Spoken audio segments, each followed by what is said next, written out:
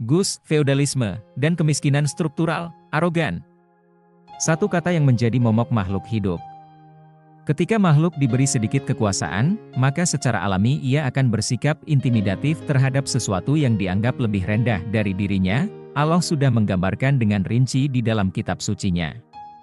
Ketika iblis tidak mau bersujud kepada Nabi Adam yang dianggap hanyalah makhluk kemarin sore, sedangkan iblis sudah belajar selama ribuan tahun dari langit ke-1 sampai langit tingkat 7. Dengan pengalaman dan pengetahuannya selama ribuan tahun tersebut, ia menjadi pemimpin para malaikat. Kisah-kisah aroganisme banyak sekali dijabarkan di dalam kitab suci. Bahkan, kisah Nabi Musa yang menghadapi Fir'aun yang arogan menghiasi sebagian besar kisah-kisah di dalam kitab suci. Kekuasaan membuat seseorang merasa bahwa ia mampu. Padahal, segala daya dan kekuatan hanyalah milik Allah Subhanahu wa Ta'ala. Di dalam Quran surat Al-Baqarah bahkan Allah memerintahkan manusia untuk saling menghormati walaupun orang itu belum dilahirkan. Ketika sudah sampai bentuk yang sempurna, yaitu usia kandungan mencapai 4 bulan dan ditiupkannya ruh Allah kepada cabang bayi tersebut, maka semua makhluk disuruh untuk menghormatinya. Dari surat ini kita diajarkan bahwa untuk menghormati seseorang tidak perlu disebabkan oleh latar belakang apapun. Siapa yang menghormati seseorang karena latar belakangnya, maka sama saja ia sedang menantang perintah Tuhan. Tidak ada seorang pun yang bisa memilih dari siapa ia dilahirkan. Maka, bersyukurlah jika ia dilahirkan dari keluarga yang baik atau kaya. Dan bersabarlah bagi mereka yang dilahirkan dari keluarga yang tidak sesuai keinginannya, karena sudah dijamin bahwa Allah bersama orang-orang yang sabar. Tidak bisa dipungkiri bahwa fenomena panggilan Gus ini banyak menimbulkan perdebatan. Ada Gus yang alim dan patut dijadikan contoh. Akan tetapi banyak juga Gus yang tidak pantas dianut tingkah dan ucapannya. Panggilan, Gus, bukanlah gelar. Ia tidak ada kaitannya dengan kompetensi agama. Gus itu singkatan dari bocah bagus. Panggilan ini bermula karena dulu anak seorang kiai itu banyak. Sehingga, banyak jamaah yang tidak hafal namanya. Jadi, untuk mempermudah pemanggilan, maka digunakanlah kata, Gus.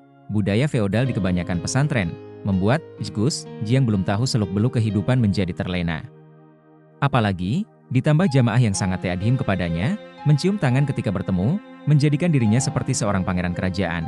Jadi, dalam menghormati seseorang harus kembali kepada Al-Quran yang sudah kami jelaskan sebelumnya. Terjadinya fenomena antara Gus Miftah dengan Son Haji sang penjual es keliling menciptakan paralelisme pandangan. Masyarakat sudah kadung menghujat Gus Miftah dan membela sang penjual es, nyatanya keduanya justru malah akrab. Selain diberangkat umroh satu keluarga, sang penjual es juga diajak pengajian keliling satu panggung bersama sang pendakwah. Kembali lagi, bahwa kekuasaan nyatanya bisa dengan mudah menyelesaikan masalah.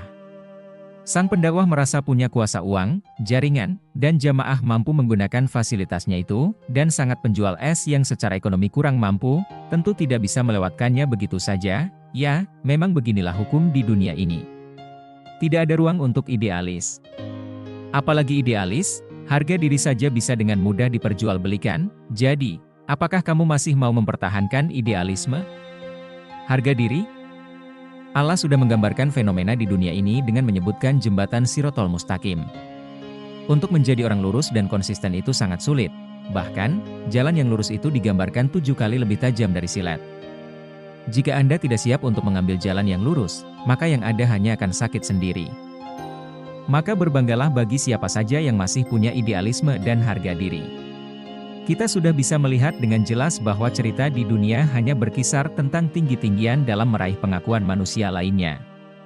Sehingga, banyak yang mengambil jalur instan untuk mendapatkannya. Seperti menjadi buzzer, penjilat, dan koruptor, ya, ceritanya begitu-begitu saja. Sedangkan satu yang pasti bahwa manusia akan mati, dan akan berganti lingkungan yang tidak ada pelindung lagi bagi dirinya.